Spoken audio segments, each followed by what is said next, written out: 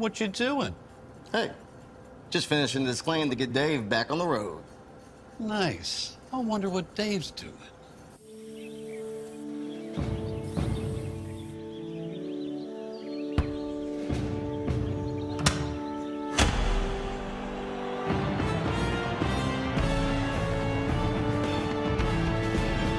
You do your thing. We've got you covered. Hey, is the power off on this? I don't know. Just take it off. Safety violation, unsafe work conditions. In the construction trades unions, safety is our highest priority, and we train you to recognize and speak out on unsafe working conditions so that everyone arrives and goes home safely. Learn about careers in construction at georgiaconstructioncareers.com. Good afternoon and welcome to the 351st episode of the Alfa Insurance Georgia Prep Sports Drive for the GHSA State Title. Today we're going to reset after spring break. This last week, the volume of games went down a little bit. All of Metro Atlanta was on spring break, the majority of the state. But man, this is a busy week. We've got the soccer bracket starting to get filled in. We've got gymnastics coming up and then some big time lacrosse matchups and baseball. So we'll talk about all that. But let's go ahead and get started with the latest head coaching news. Give me just a sec.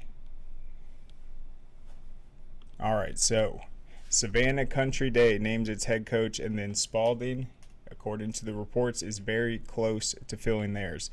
So that will leave about 5 left in the state.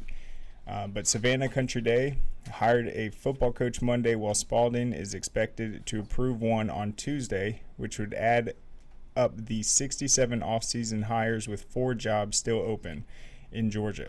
Brooks County's Maurice Freeman, who won 250 games in 30 seasons, announced Friday that he's officially heading to Alabama to coach at Daleville High School. He resigned at Brooks earlier this month. Savannah Country Day settled on Rock Batten, a former Vanderbilt player who's been a head coach for 13 seasons in the Nashville area. He coached 5 years at Innsworth and 8 at Battleground Academy, where he led them to a 2016 state title. As you guys know, last season, Savannah had, without question, the best year that area of the state has ever had. You had Calvary Day playing incredibly well. Savannah Christian obviously making it to the state finals, and Savannah Country Day also had a great year. They were 7-4 in Class 3A last year. Freeman has been announced as Daleville's head coach. They are a 4A school in Alabama, and they had just won 7 games over the past 4 seasons. Freeman, who's won 250 games in his 30 seasons, is now going to collect on his retirement. He's going to have a head coaching job in Alabama, and he'll be able to collect double salaries. So that is a common practice we see with veteran head coaches.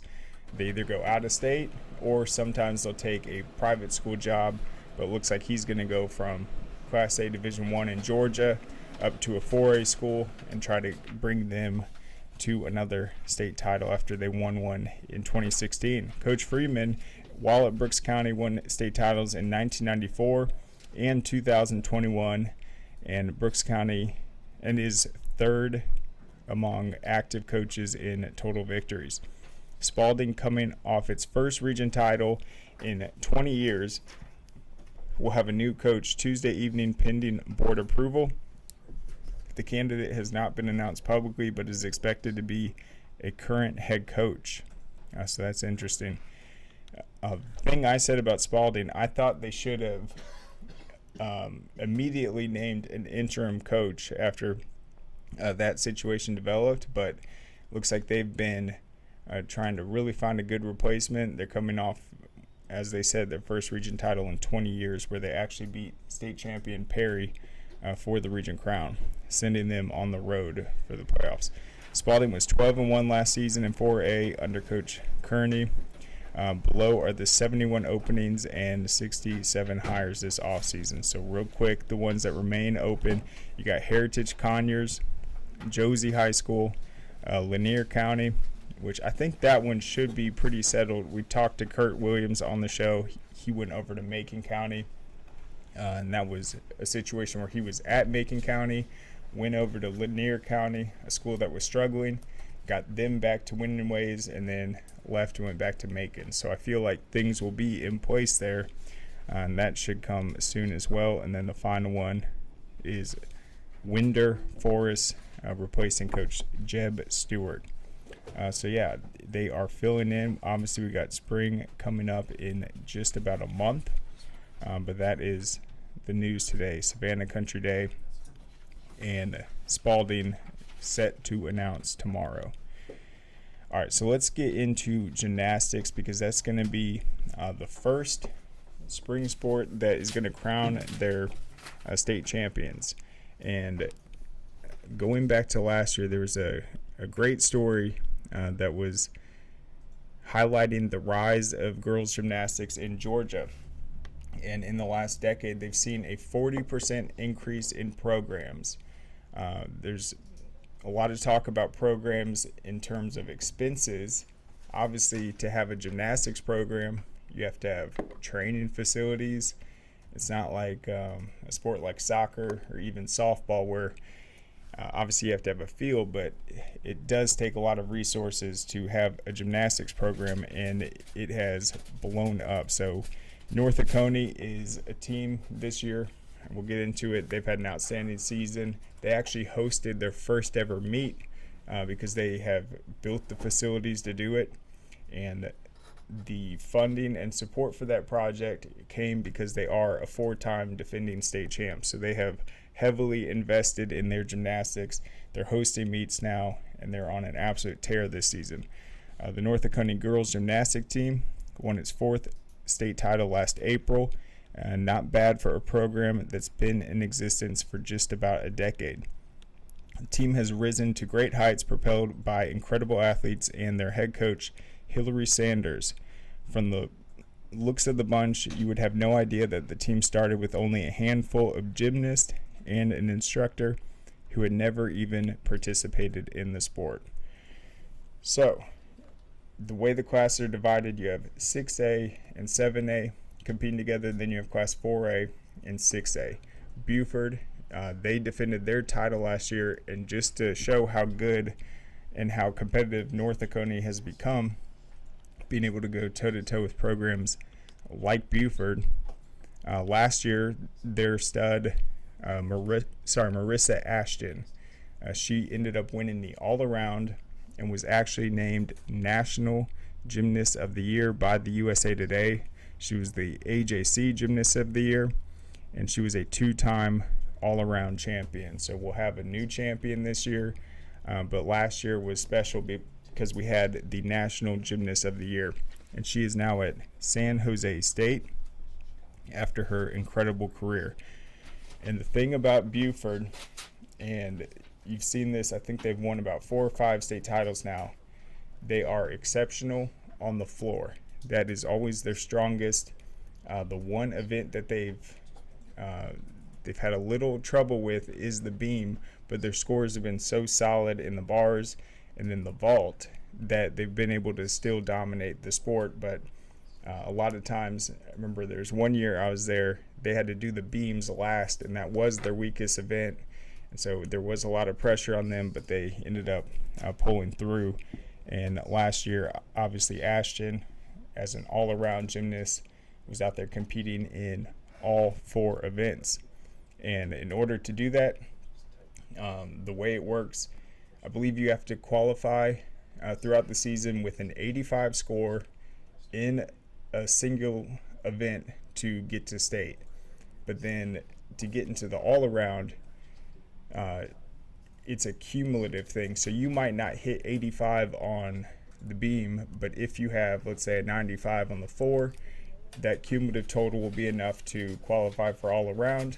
And then if you're good enough on the day of the championship representing your team, let's say you have a breakout performance on an event that you struggled during the season, that will still go to your total. So last year, the reason that Buford was so successful was Marissa Ashton, the all-around gymnast. But let's get back to the story on the growth of the sport. All right. Personally, my experience level was none, said Coach Sanders, now in her 10th season guiding the program. I just always loved the sport, but I didn't know how to do it. North Ocontee's development, a high school gymnastics program starting up small before gaining steam over time, isn't unprecedented.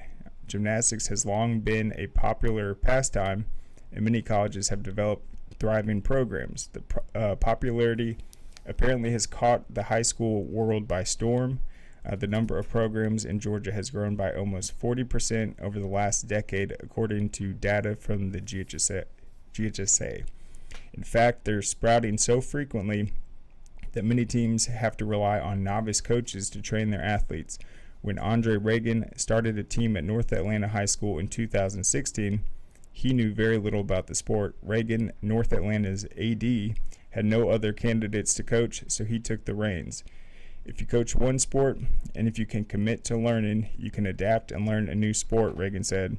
When I started with gymnastics, I knew little, but not a lot, and now I know a lot. But that's just all from committing to the learning process. Reagan soon had another problem on his hand. The school couldn't cover all the cost of the team's equipment, forcing the gymnasts to pay for their own leotards. More than that, the school wouldn't pay for a potential replacement coach for the team, putting additional pressure on Reagan's shoulders. And that's what's difficult when you're trying to start a new program like gymnastics. Not only do you have to obviously compensate the coach, but you have to have an available position that meets their qualifications. Let's say you have a gymnastic coach, but they coach math, or they teach math, and there's no math position open at your school. You got to move things around. So a lot has to go into finding the right candidate. The hard part is if I walk away, there's no program, Reagan said, but no one's going to do it for free. Reagan still is coaching the team on an unpaid basis, and the gymnastics are still paying for their own leotards. This is at North Atlanta. The issue of funding is a common barrier for many new gymnastics teams. Terry Denson, a gymnastic coach at Ola, speculated that starting a program could cost around $20,000 per school, and that involves equipment, practice space, and other expenses. Ola and other schools residing in Henry County share a gym for practice and meets, though Denson said that many schools aren't quite that lucky. There are a lot of counties across the state that don't want to deal with the danger of the sport or the cost of it. These programs that are new, that have joined in the last 3 or 4 years, they're not programs that have high school equipment in a high school building. Most of these programs are having to train in a private gym. So if there's a shortage of coaches and a lack of support from administration, then where is the push for gymnastics coming from? The answer isn't simple, according to Denson. She said that one source is the gymnastics fervor that is increased by media coverage of college and Olympic gymnastics. The University of Georgia gymnastics team averaged 10,000 fans in attendance at each event during the 2022 season. That is good for 4th in the country. A year later, LSU recorded a program record of 12,000 fans per meet, and that marked LSU's 6th straight season of having 10,000 or more fans. And a major reason why athletes such as Olivia Dunn have risen to such incredible heights of stardom. Denson said that the level of attention was encouraging more and more high school students to take up the sports. And obviously there's crossover with some of these competitive cheerleading squads and gymnastics as well, but you obviously have to be next level to compete at that. One such athlete is sophomore Emery Shepard. She took up club gymnastics at the age of 5, though she stopped in the 8th grade because of a combination of injuries and mental pressure, both from her coaches and herself. As a high school freshman, she discovered the team had a gymnastics squad. Despite thinking twice about participating, she joined, and it helped her fall in love with the sport again. A major factor is the difference between competitive atmospheres of club and high school gymnastics. Club gymnastics doesn't put the gymnast first, Shepard said. High school gymnastics is really more of a community than club gymnastics, because club gymnastics is all based on make sure you're number one. The coaches don't care about your mental health or injuries as much. They prioritize you. They prioritize the team. Sanders said that many club programs consist of girls from several schools, potentially making it more difficult to bond. Shepard emphasized that the relationships built at the prep level are a major reason why she gained a liking for high school gymnastics. So the article goes on, but I thought that was interesting because you do see with the NIL stuff, the popularity of these gymnasts in college, and then seeing people like Simone Biles and really the LSU program over the years. A lot of girls are interested in it, and it is a very tough sport, but it's exciting. The state championships are coming up. I'm going to try to get Carrollton's head coach on the show, and they finished runner-up last year to Buford, and it was very close. Let's just pull up these scores real quick. All right. So last year in Class 6A to 7A, Buford ended up with 114.825 points. Second place, Carrollton, 111.700. And then a tie for third with 111.1 was Forsyth Central and North Forsyth. So very close in Class 6 to 7A. And with Ashton now at San Jose State, it's going to be a much different looking field. Last year, Marissa won the all-around with a near-perfect score of 39.575. She won the bars, the beam, the floor, and then the only event she didn't win first in was the vault. That one went to Amber Lowe, Logan Otteson, and then Manny Fafana from West Forsyth. All of them scored perfect 10s. All right, in Class A to 5A, North Oconee beat its rival, Oconee County, 112.375. Oconee County with 109.8. And that was, the final results there. So let me pull up some of this year's results. All right, so we have North Oconee. This was when they hosted hosted their first ever meet. When was this? He'll get it done, but don't be surprised by that. He's not. Okay, this was on March 23rd. Great showing Saturday by the Oconee County and North County teams. It was the inaugural Titan Invitational, the first time any meet has ever been hosted on North Oconee's campus. It was a star-studded field. You had Bremen. I think they placed third last year in the Class 5A to A. You had Buford, the defending champs, and then you had Carrollton. And it looks like Carrollton ended up placing second. And then leading the Trojans, you had Kendall New. She placed first in the all-around floor and the beam. So that will be a name to watch this year. Kendall New from Carrollton will be looking to lead them to the state title after falling to Buford last year. So very exciting. We'll have those previews up this week.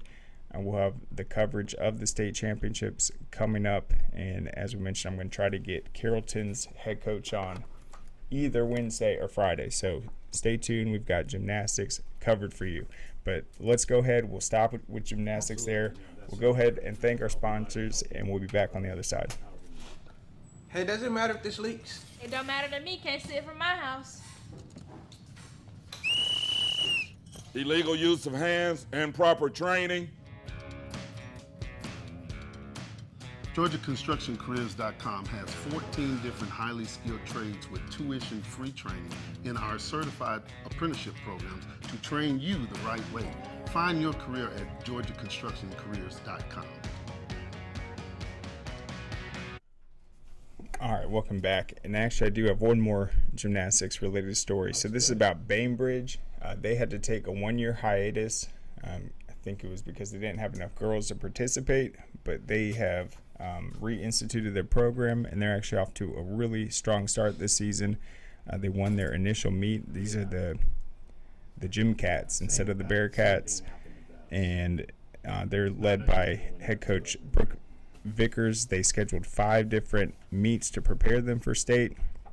They're led by freshman Anderson Brown, Dara Patel, sophomore Bonzi Patel, Sage Russell, Kylie Williams, and then they actually brought up 2 8th graders that are competing on their junior varsity team. Coach Vickers said these are exceptional athletes. They amaze me every time I watch them compete. They've been working very hard to qualify for the prelims in April, and it looks like they came out the gates scoring very well. I'm trying to find this. Yeah, no, they all three seem. Looks like good, and I appreciate it. Yeah, Brown came in second place at the meet last year, but that's it. Bainbridge, we'll see if they qualify as well. And so that just adds to that 40%. They took a year off, but they are back. All right, let's look at some of these baseball results and highlight which big matchups to watch, not only tonight, but later this week. So Buford, they actually had a very tough spring break. They didn't play within their region, so they're still fine in that department. But Buford was on fire. They rose all the way to number 3 in the Class 7A poll, but then they got swept by Grayson. Grayson's going to close out its season against Archer and then Newton. So Grayson's in a tough spot because they got swept by Parkview and swept by Brookwood. So I think the best they can do is fight for a number 3 seed. It looks like they're going to make the playoffs now. But they played their toughest region games early, and now it looks like they're going to come on strong. There's some teams that have played easier games early that are now going to have to play for the region title, but Grayson, it's the reverse. Big series, though, coming up for them, and obviously sweeping Buford was a big momentum boost. So watch out for Grayson. Hello. They struggled early, but I think even if they're number 3 seed, they're playing some of the best baseball in the state right now. So after losing back-to-back to Grayson, Buford fell to Marist. Marist, I've put them all the way at number 2 in Class 6A. They have only lost 1 game this season. They're on a 19-game win streak. They're the absolute real deal.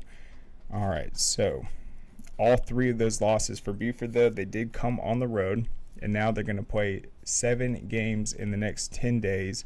They have a triple header or a 3-game series against Collins Hill.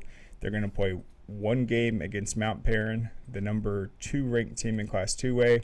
Should be a great matchup. And then they close it out with Decula in a 3-game series.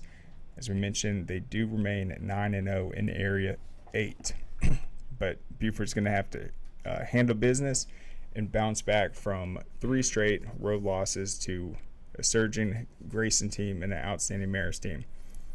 All right, so another big-time series to watch is also going to be in 6A, and that's this week. You got Lassiter against Blessed Trinity. Doesn't get bigger than that. In 6A, you have teams like Marist, you have teams like Houston County, but top to bottom, Lassiter and Blessed Trinity are both outstanding, and now we get to see them go head-to-head. I think that is the most intriguing series in Class 6A this week for sure. All right, then you also have in Class 5A, Ola, they're going to play Houston County, and then they're going to close out its season on April 18th. A big-time series with them. That isn't a region matchup. Houston's in 6A, Ola's in 5, but that's a big one before the playoffs. Ola's going to want to come out, play sharp, and they have a chance to get into that national conversation. They're right on the border of that top 30. All right, so then another team that's on fire right now is the Walton Raiders. Their losses this season, they dropped one to Brookwood. They fell to Marist earlier, and I think they lost in extra innings to Lassiter. But they are first place in their region or area right now, and they're going to play Cherokee 3 games this week. That'll be for the region title, and that'll be a big-time series to watch. And then the other team that hasn't been in the top 10, but I think is going to make serious noise in the playoffs, is Carrollton. They have won 8 straight games. They will take on East Coweta starting Tuesday. They got 3 games against the Indians. That will be for the Area 2 title, and they are fresh off a sweep of Westlake, a big win over Class 5A number 8 Locust Grove, and then they also beat Jefferson and Woodland Cartersville to fuel that 8-game win streak. Their only loss came to Campbell, and they won that series 2-1. So Carrollton has a huge lead, but they can secure their region title this week against East Coweta. And then a team that is on the opposite track of Grayson, where Grayson lost its early region games, but now is on a huge win streak because they aren't playing Parkview or Brookwood anymore. This is Ware County.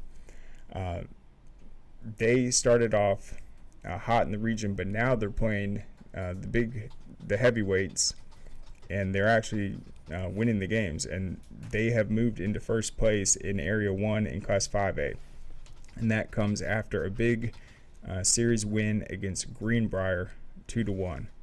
Greenbrier had moved up past Coffee, but then Ware County had the big series win over Coffee. Then they just beat Greenbrier 2-1. So Ware County is also a team that is having a very good week. So let's pull up. Our rankings will come out on Thursday, but we'll look at some of the movement in the prep baseball report this week. All right, so you have North Gwinnett has moved up to number 3 from number 4. That comes after Buford's 3-game losing streak. They fell down to number 5. Brookwood remains at number 4. They are poised to finish second in that region behind Parkview. They already obviously have the sweep over Grayson. You got defending state champ Lowndes at number 2, where they've been all season long. North Paulding, I believe they fell to Decula, and so they have actually they dropped to number 6. You got Walton, they moved up a spot to number 7. Marietta still hanging on at number 8. They're in that region with North Paulding and Harrison, and then also Hillgrove, who actually beat Harrison in its series. But then you got West Forsyth and Harrison rounding out their top 10.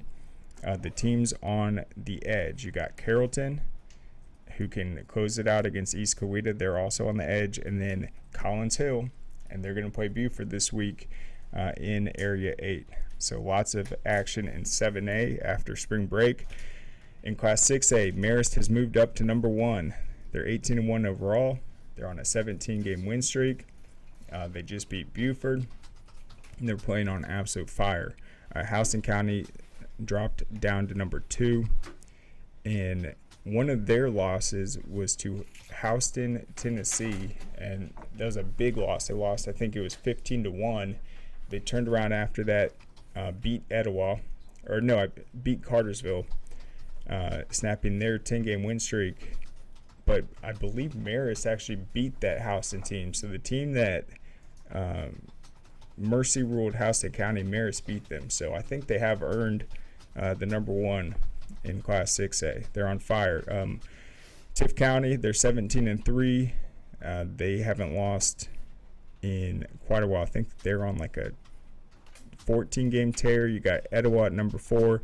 Noonan's moved up all the way to number 5. BT at number 6. I think they have earned a higher spot. Obviously, their big showdown with Laster this week will validate that. You got Gwinnett Academy, North Forsyth, Evans, and then Pope.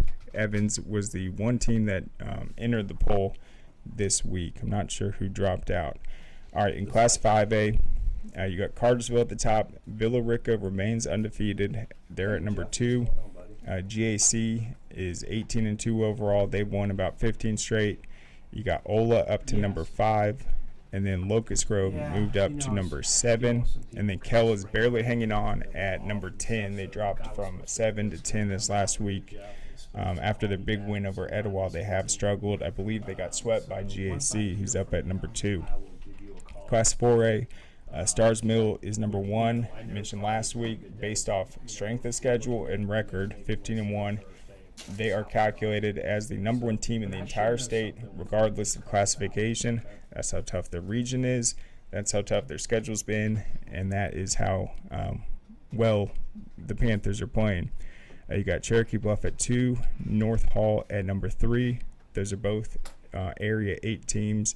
You got Perry at number 4. They moved up a spot. They are 18-2 overall. And then East Forsyth, another Area 8 team. They're at number 5. And then you have North Oconee, the defending state champs, at number 9. So you got 5 teams in the top 10 out of Area 8. All right, and then Class 3A, Harlem, 22-0. They remain number 1. The only other movement, Calvary Days finally getting that respect. They moved up from number 8 to number 5. They've been tremendous this season. Peach County, they dropped from 5 to 8. Forgot who they got beat by in their region lately. And then Franklin County moved up to number 3. They're 18-3 overall. Real quick, in Class 2A, you still got North Cobb Christian and Mount Perrin up at the top. Callaway at number 5. Worth County moved up a spot to number 4. And then looks like the rest of their poll remained the same. We did not see any movement in Class A Division 2 except Wilcox County moving up a spot. They're 14-3 overall. And then finally in Class A Division 1, Irwin County, they're 16-1. I think they've won 15 straight. They moved up to number 2 past Pepperell. So we will see how my rankings reflected, but I think that's pretty accurate. I think you do give Marist the edge. They've been tremendous, but the big series, Buford, Collins Hill. You want to see Buford have a strong series. Collins Hill is close to a top 10 caliber team. Obviously, Buford's played tough teams all season long, but they need to win that series and regain that momentum heading into the playoffs for sure. All right, let's look at some of these other baseball-related news. All right, we mentioned Walton. This was on Saturday. They had a strong win, 5-1 over Woodstock. That was Levi Clark. He was 2 for 4, had a solo home run. Miller Alston had 2 hits and pitched 3 innings of 2-hit ball while striking out 6 batters in his 3 innings. Parker Datso was 2 for 3, doubled an RBI. William Crow doubled and had an RBI, with Davis Wright adding a double. Let me just pull up Walton's record real quick, because they're going to play Cherokee this week. I think they have a 1-game lead right now, but they obviously have to handle business against the Warriors. That's the only team that can catch them at this point. They lost 1 game to Kennesaw Mountain and then 1 to North Cobb, so obviously they'll have the tiebreaker over both those because they took the series. They swept Wheeler, and they'll close out against Osborne after the Cherokee series, and Osborne cannot reach them in the standings. So you have Walton at 7-2. North Cobb and Cherokee are both at 6-3. Obviously, 2 of those North Cobb losses came to Walton. Let me see who the other one came to real quick.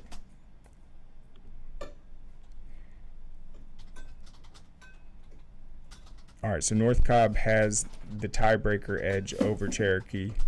They took 2 of 1. So for North Cobb, they want Walton to sweep. But if Cherokee only takes 1 game, that's still going to go in favor of North Cobb, because North Cobb took the series against Cherokee. So a lot at stake in that one. All right.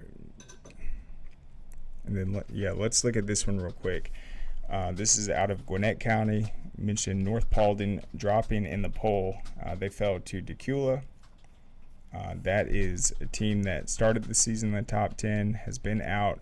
North Paulding looked like the clear favorite in Area 3. They still have a chance to win it, but It's a big win by Decula over number 6 North Paulding. Jared Glenn was the winning pitcher in the 10-3 victory. He gave up 1 earned run, struck out 7. He also had a 3-run double led by David Fallon, who had 2 hits, including a 3-run homer. In an 11-1 win over Grayson in 5 innings, Arian Barani pitched 4 innings, striking out 2 and allowing 1 run. Decula went 3-0 in the week, defeating Monroe area before the wins over Grayson and North Paulding. So it's another team to watch in Class 7A. And then GAC, we mentioned they are on a 19-game win streak. In Class 5A, they swept Savannah Christian, improving to 20-2. They won 6-4 and then 8-6. So that is it for the baseball. Let's shift over to football real quick, and let's just go over some of these big-time cross-classification matchups. So with the new regions, I think the size of each individual region increased for most of the teams. If you were in a 6-team region last year, you obviously had to play 5 region games, 5 non. This year, I think most of the teams that had a 50-50 schedule, now it is larger regions and less non-region games. But there's still some big-time cross-classification matchups to watch for. So let's just start in 6A. A big one for multitude of reasons. I think Bainbridge and Colquitt County will be huge. Bainbridge has a new head coach. They fell last year to Perry in a 7-3 game.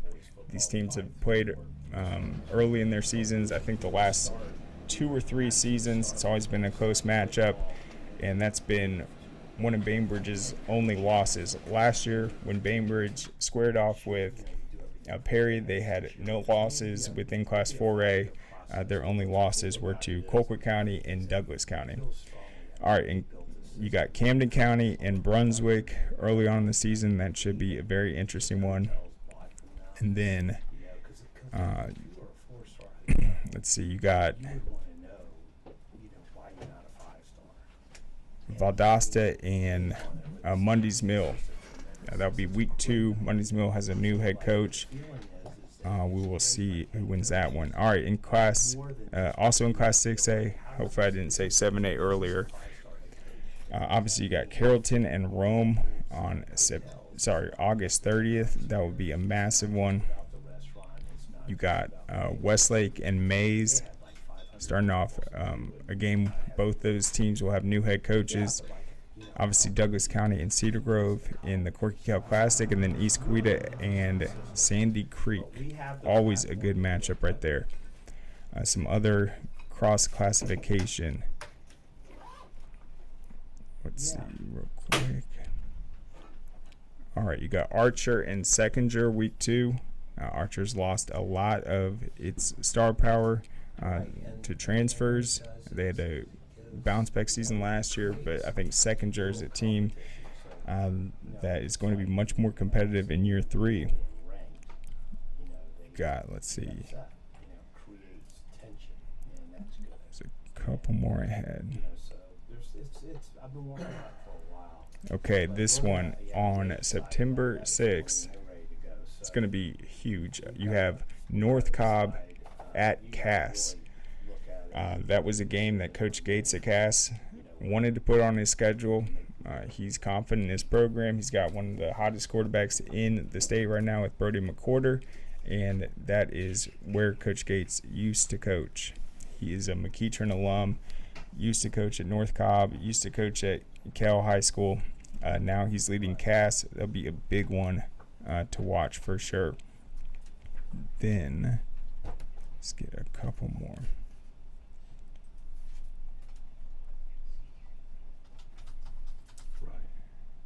All right, in the Corky Cal, this is the last one before we hit the break, but I think this might be one of the most intriguing matchups in terms of cross-classification, and that is Prince Avenue Christian at West Forsyth. West Forsyth played Cherokee Bluff last year in the Corky Cup Classic. I felt like that matchup was a little tilted in West Forsaithe's favor. When you just looked at the sideline, they had about twice as many players. It's a 7A school. Cherokee Bluff was a 4A school. But Prince Avenue, they aren't going to try to win that game just by going toe-to-toe with that outstanding West Forsyth linebacking core. They're going to go air raid. They're going to try to pass it out.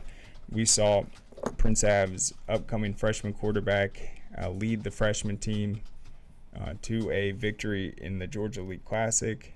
I think that one is going to be a very exciting matchup. So circle that one. It'll be one of the first games of the season, West Forsyth and Prince Avenue. Well, let's go ahead. We'll take one more quick break and thank our sponsors. We'll be back on the other side. Dang, where you get this car? You need to join the union. The union? Absolutely. You can get 10 of these.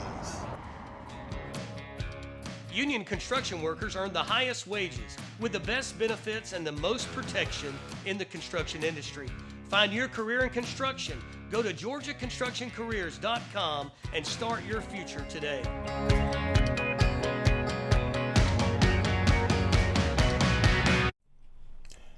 All right, welcome back.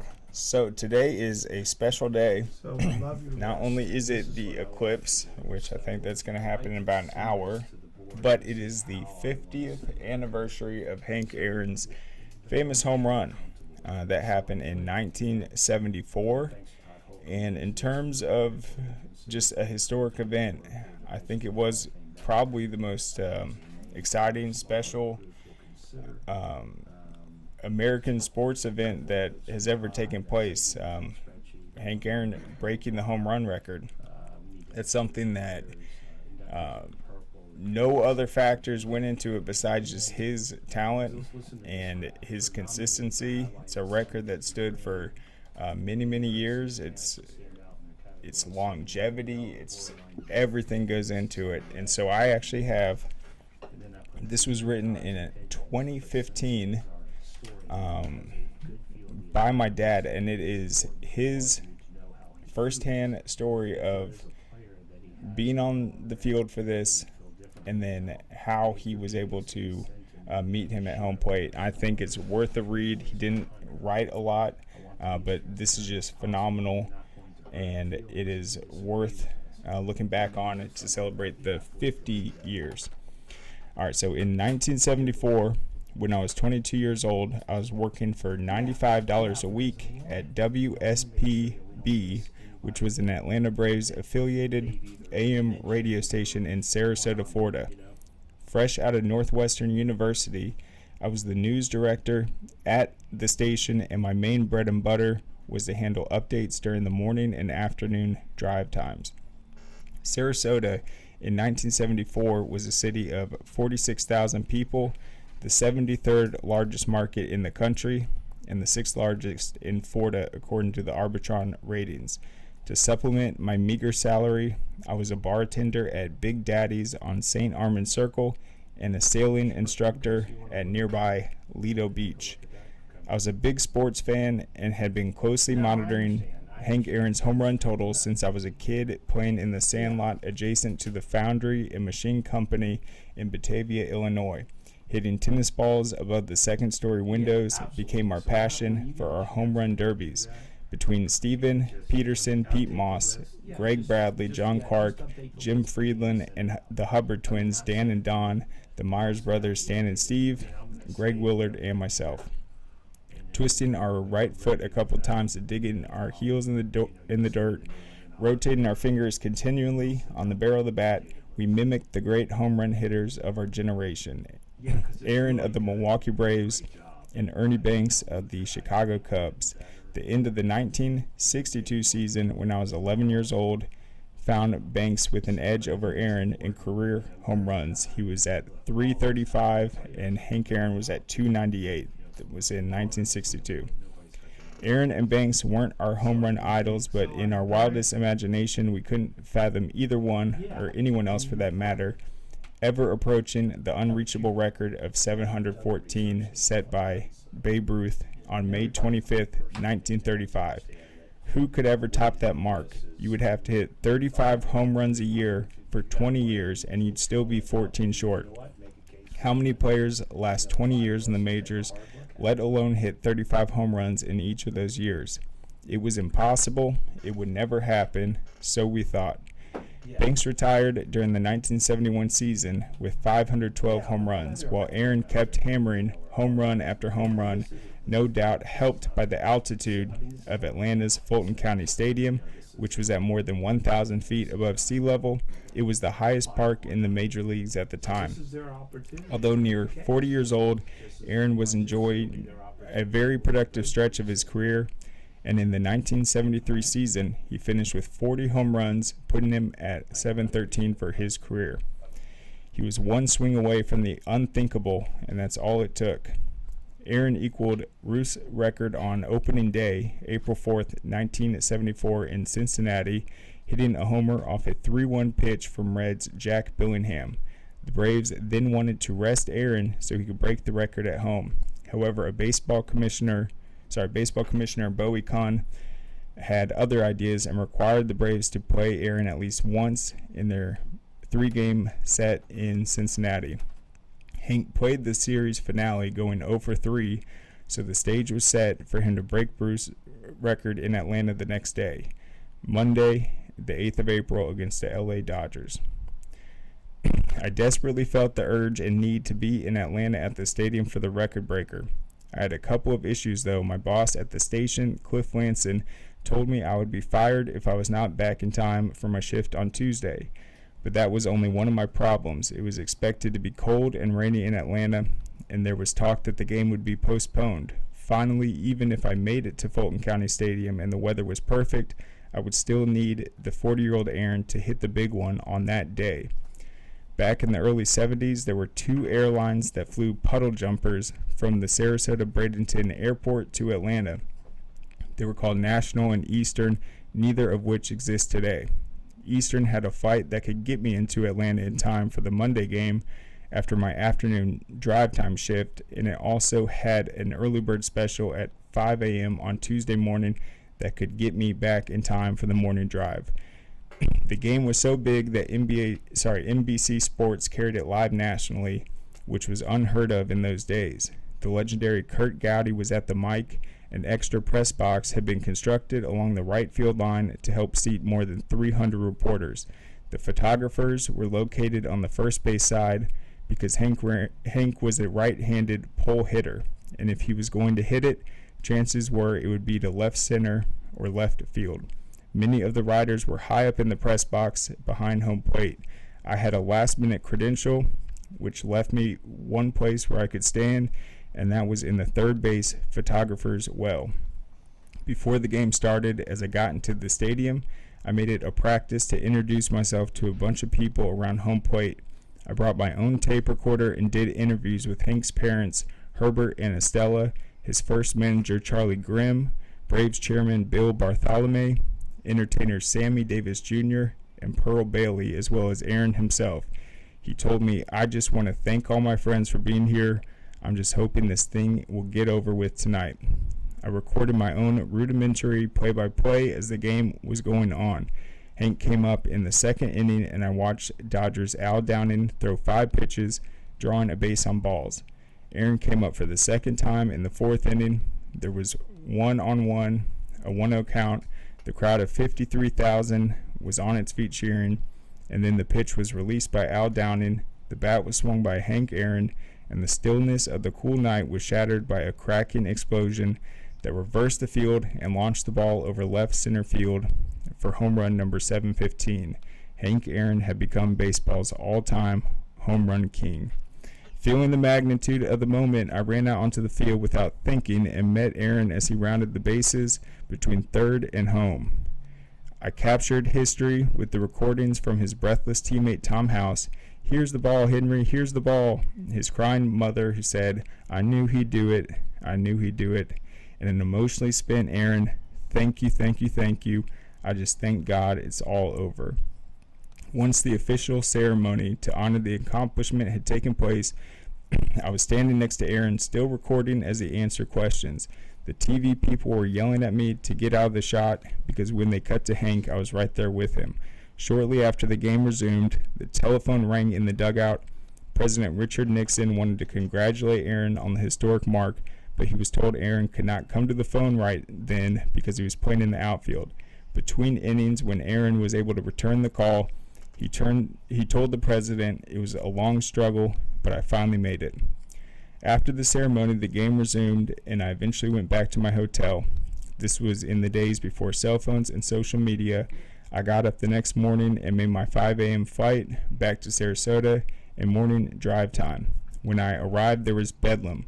The station aired my play-by-play in the interviews, and the station manager, Lanson, of course, took all the credit for putting me on assignment in Atlanta.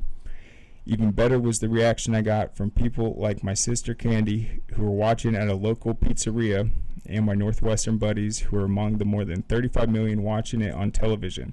That summer, I went to the MLB All-Star Game in Pittsburgh and met up with Hank with the express purpose of giving him a copy of the tape with my call, but most importantly, the interviews as well.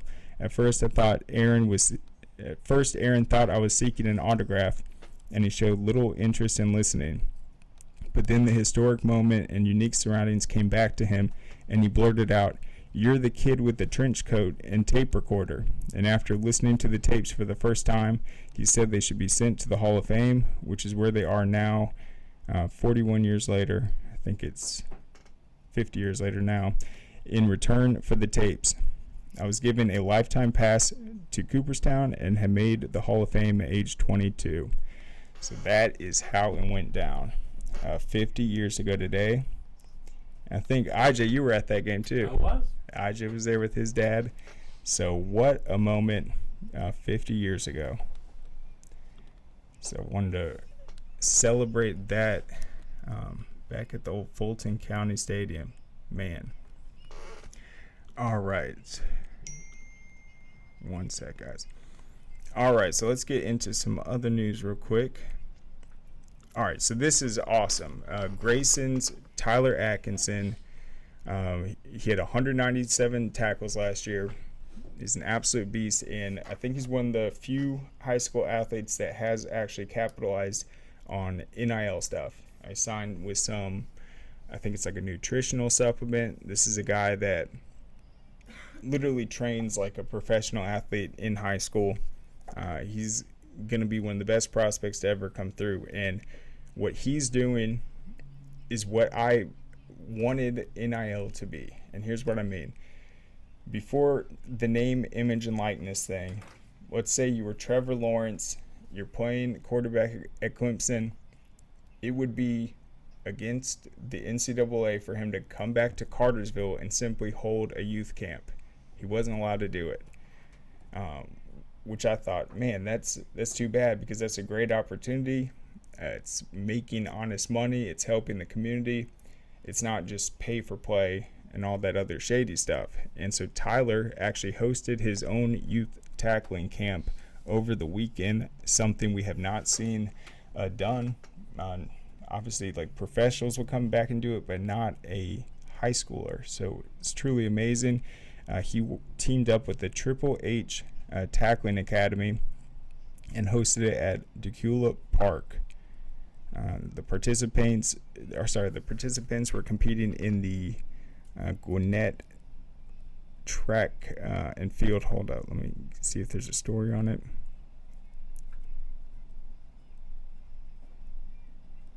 But it looks like they had, okay, they don't have the write up here, but it's great attendance, a great opportunity for these kids. I teamed up with Triple H. It's all about safety fundamentals, and who doesn't want to learn tackling from a guy that literally led the state in tackles last year? I just think that's great.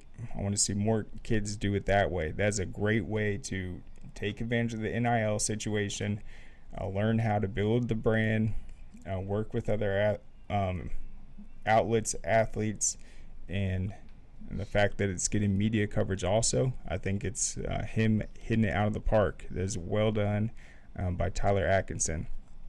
All right, some other news out of Gwinnett. North Gwinnett's Kaylin Hollandquist, she just committed to Alabama A&M. So we're seeing some of these before the school year end, some late signees after signing day and all that other stuff. We saw Miles Abernathy sign with Liberty recently, and so she had a celebration from North Gwinnett, the senior, Kaylin Hollenquist.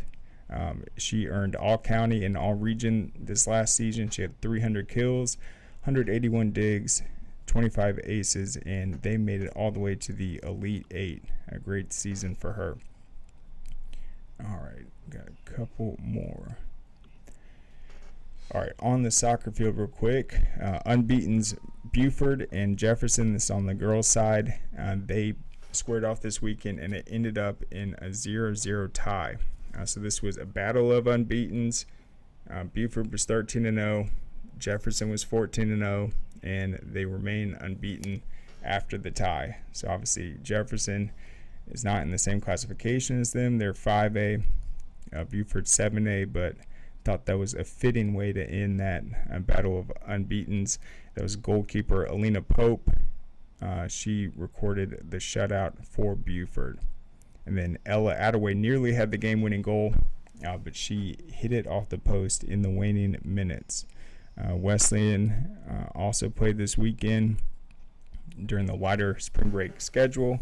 They played Calhoun, and they're ranked number 2 in Class 3A. They had a 7-0 win. Mallory Suits and Laurel Edge led the shutout effort. They're now 13-1-1. All right, we had a couple more. All right, this happened last week while we were live on the show, but the Grayson girls came up just short of their attempt to get a national title. The Grayson girls team, the only Georgia team and only public school to make it to the Chipotle Nationals. They fell 65-56. Suffered its first loss of the year. That was to IMG Academy in the semifinals. For IMG Academy, they avenged a previous loss to Grayson, 73-56, back on January 13th in the regular season. The Ascenders then played against Mount Verde Academy. Grayson, they were 32-0 during the season, and that earned them a spot in the 6-team event. Daniel Carnegie, the AJC's All-Classification Player of the Year, and fellow 7A first-team All-Selection Aaron Rodgers combined for 44 of Grayson's 56 points. Carnegie, a Georgia Tech signee, had 25 points, 9 rebounds, 3 assists, and 3 steals. She was 5 of 10 on three-pointers. Rodgers, a Florida Atlantic signee, had 19 points, 8 rebounds, and made 11 of 14. So it's too bad, but they did beat IMG earlier in the season, and I think that win earlier is the main reason why they got that invite as the only non-private school. So I think that one was just a lack of depth, but Carnegie did her thing, and still a great season and a great opportunity for them. Now we'll see how they do next year. All right, one sec. All right, so we covered the gymnastics. I had one other story.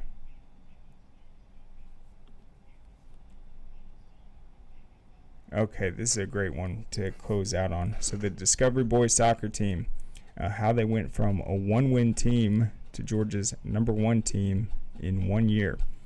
Discovery's boys soccer team won 7 games in its inaugural 2016 season and won plenty of games in the ensuing seasons. But Coach Tom Bedzik, had been around for all 9 seasons, first as an assistant and then took over as head coach in 2021. In that year span, the Titans have gone from a 1-win 2013 team to now the state's #1 ranked team in Class 7A. They entered spring break with a 13-1-1 record that broke the school record for wins in a season set at 12 back in 2019 and 2021. Last year we didn't have a lot of seniors, and I think the juniors and sophomores from last year, because we had to rely on them so much, learned a lot. We didn't get blown out last season, lost a bunch by 1 goal, lost in a shootout here and there. That year was adversity, and they have become a strong group. We have 13 seniors now, and most of them played last season. How did Discovery flip around a 1-13-1 record? Winning those tight matches is a big part of it. After going 0-6 in one-goal matches in 2023, they're now 6-1 in matches decided by a single goal. One of those victories was a 1-0 win over Region 8 champion Collins Hill in late February, just before spring break. That was a 4-1 win over rival Berkmar. Titans, whose lone loss is at Mountain View in a 1-0 game on February 15th, are off to, I believe, a 10-game win streak. Defense has been a strength. Goalkeepers Alex Morales, Jacob Ortega, both seniors, are backing up a stingy unit that allowed just 9 goals in their first 15 matches. So that is another great story, going from a 1-win team to a 1-loss team. We'll see how they can close out the year and see if they can make a run. All right, well, that is all we have. We'll be back tomorrow at noon for Underrated and Overlooked. Go to scoreatl.com. We got tons of content up there. If you didn't see the show last Friday, we had Travis Rowland. He came on the show. He's going to be Camden County's new head coach. It was a great interview. You got to check it out. He's at the beginning of the show. Go to our YouTube page. We got lots of content up there, and we'll see you tomorrow, guys. What you doing? Hey, just finishing this claim to get Dave back on the road. Nice. I wonder what Dave's doing.